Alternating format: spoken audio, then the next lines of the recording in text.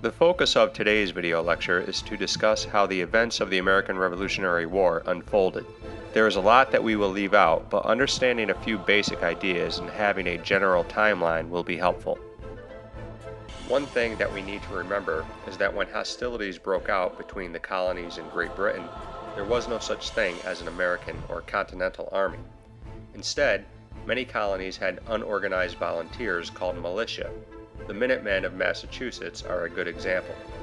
It wasn't until after the shot heard round the world at Lexington and Concord in 1775 that the Continental Army was created, when the Continental Congress adopted the Massachusetts militia and appointed George Washington as its commander-in-chief. The prospect of victory against Great Britain seemed very slim. Britain had a powerful and well-trained professional military force, and they had the largest navy. The American forces were not trained, consisted of volunteers, not professional soldiers, and were poorly equipped. America also had no navy. What America did have, however, was time. Since the Americans were fighting on their own soil, they did not have to necessarily defeat Great Britain. What they had to do was outlast them. If they could drag the war on long enough, Britain would eventually give up and recognize American independence. We begin our timeline in April 1775. That's when British forces stationed in Boston marched to Lexington and Concord to seize weapons that the colonial militia were storing. The troops were met by the Minutemen after being warned that the British were coming, and pushed them back to Boston and laid siege to the city. While British forces remained trapped in Boston, a small American force led by Ethan Allen were victorious against the British forces in Fort Ticonderoga near Lake George. As a result of this important victory, American forces were able to seize the large cannons stationed at the fort. In June, the British Army trapped in Boston led an attack on Bunker Hill. Although the British won this battle, it was hard fought and the Americans were able to inflict serious casualties against the British. The Battle of Bunker Hill demonstrated that the Americans would be a force to be reckoned with.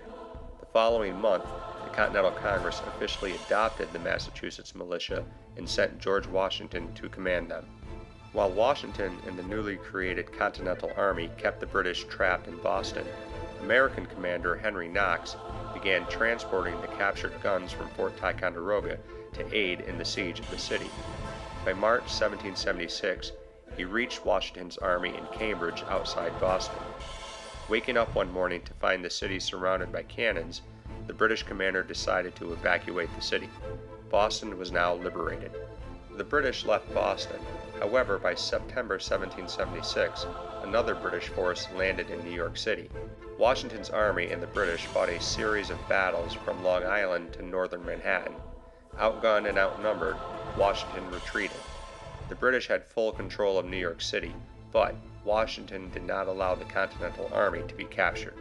On the night of December 26, 1776, Washington led a surprise attack across the Delaware River into Trenton, New Jersey. This small victory provided a well-needed morale boost for the Continental Army. The turning point of the Revolutionary War, and perhaps for history itself, took place in October of 1777 at the Battle of Saratoga. The American victory at the Battle of Saratoga stopped the British from being able to fully control the Hudson River. It was also the first major victory for the Americans. This victory proved that the Americans stood a chance against Britain and convinced the French to sign an alliance with the United States, which took place the following February.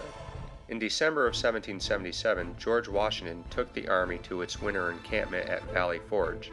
Although the conditions at Valley Forge were miserable, Washington, with the help of Prussian military commander Baron von Steuben, drilled and trained the American army throughout the winter. When the Continental Army emerged the following spring, it was a much more disciplined and prepared fighting force.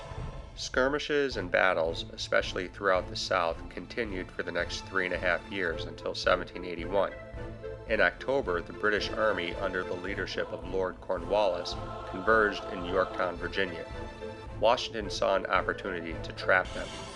He marched his army to Virginia and besieged the city from the land. Meanwhile, French naval forces sailed up the Chesapeake Bay and prevented the British from escaping by sea. Surrounded by land and sea, the British commander had no choice but to surrender. After the siege of Yorktown, support for the continuation of the war began to erode in England.